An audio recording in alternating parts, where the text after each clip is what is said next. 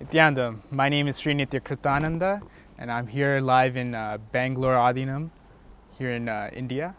And this video will be about how I met my guru, Paramahamsa Nithyananda, who I affectionately call Swamiji.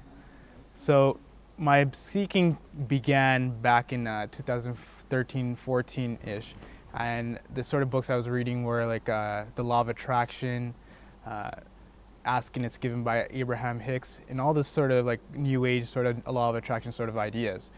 And I was trying to apply it in my life, and I couldn't really find any tangible results. I was also looking into like how the world works, like who actually makes the laws and who actually manages the people, that manages money, like, and who is actually running the show behind the show. And these were my two interests. But as for the spiritual side, I wasn't really finding any answers in this law of attraction realm, because it was like trying to fix the surface issues without actually getting to the root of the problem.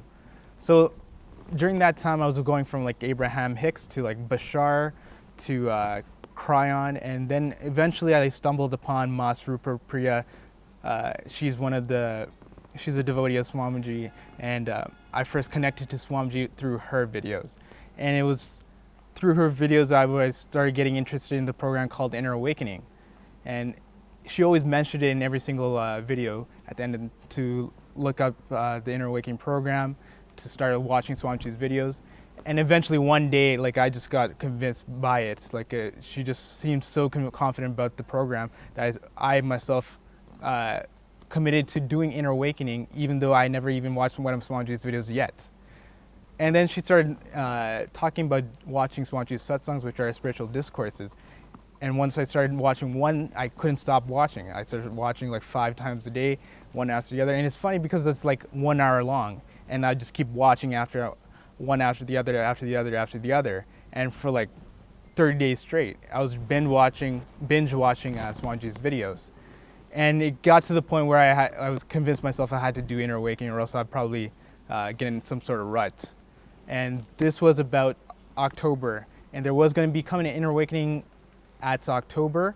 I was planning to go for it. I had like 2 weeks to make it, but things didn't fall through. I even applied for my intention, but like, I guess I lost in my faith in making it happen before getting in there. But during that time, what I did was I actually meditated and asked Swamiji, like when I closed my eyes and I cleared my space, and asked Swamiji, what do I do now? Because I thought I was going to be in some sort of rut. And lo and behold, actually, when I opened my eyes, my phone started blinking like a red light. And I received an email notification, and what was that email about? It was about Nithya Yoga Teachers Training, which was happening the next month after. So I said, at that time, it was the yoga teachers training was half the price of Inner Awakening. And that was my issue for going to Inner Awakening. So I signed up, convinced my parents to help me pay for this program, bought my ticket and everything, went to the program, and I spent 21 days in the Nithya Yoga Teachers Training.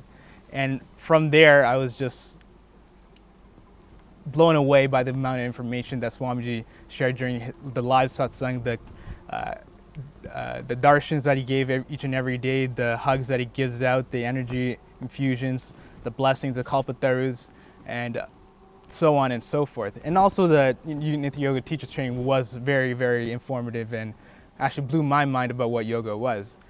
And after finishing the program, I stayed for about 2 weeks, and during that time, Swamiji was talking about the Cambodia program back in 2014 December, and I was sold on that. And it was, the way he explained it was like, it felt like Shiva was calling out for me to attend this program.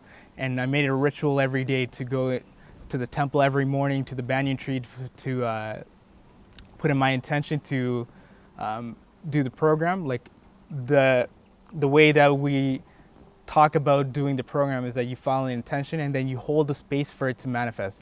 Meaning you don't let any beliefs or any ideas or any thoughts get in your way of making it not seem possible for you. So all I did was kept the space of possibility open. And at the end of the day, what I do is, there's a Kalabhairava deity. Kalabhairava is the Lord of Completion. And I basically, whatever thoughts and whatever baggage accumulation that I had that day, I would go to Kala Bhairava, meditate in front of him, and sort of like surrender that baggage to him. And I kept this process during yoga and also the 2 weeks after it.